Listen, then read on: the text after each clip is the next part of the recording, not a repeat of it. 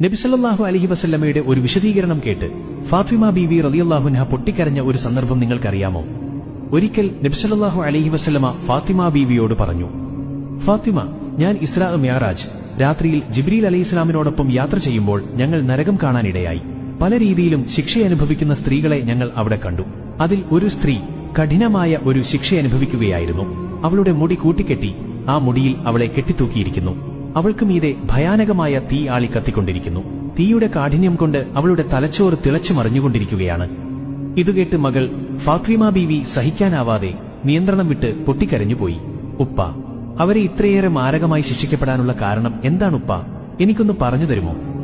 നബി സല്ലല്ലാഹു അലൈഹി വസല്ലമ മറുപടി നൽകി, ഫാത്തിമ, ആ സ്ത്രീ അന്യപുരുഷന്മാരുടെ മുന്നിൽ തലമുടി പൂർണ്ണമായും മറക്കാത്തവളായിരുന്നു.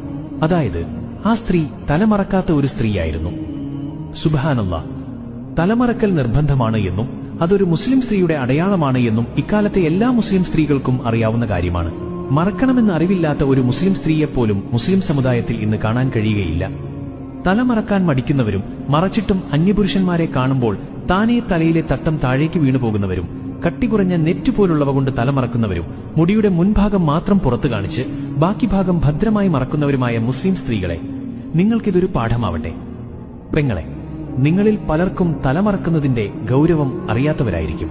ഇനി മുതലെങ്കിലും അന്യപുരുഷന്റെ മുൻപിൽ ഔറത്ത് മറക്കാതെ വെളിവാവില്ല എന്ന് പ്രതിജ്ഞ ചെയ്യാൻ മറക്കല്ലേ.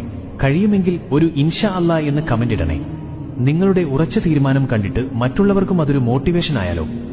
അല്ലാഹു നമ്മെ എല്ലാവരെയും അവന്റെ ഇഷ്ടത്തിലായി ജീവിക്കാൻ തൗഫീഖ് നൽകി അനുഗ്രഹിക്കട്ടെ. ആമീൻ യാ റബ്ബൽ ആലമീൻ.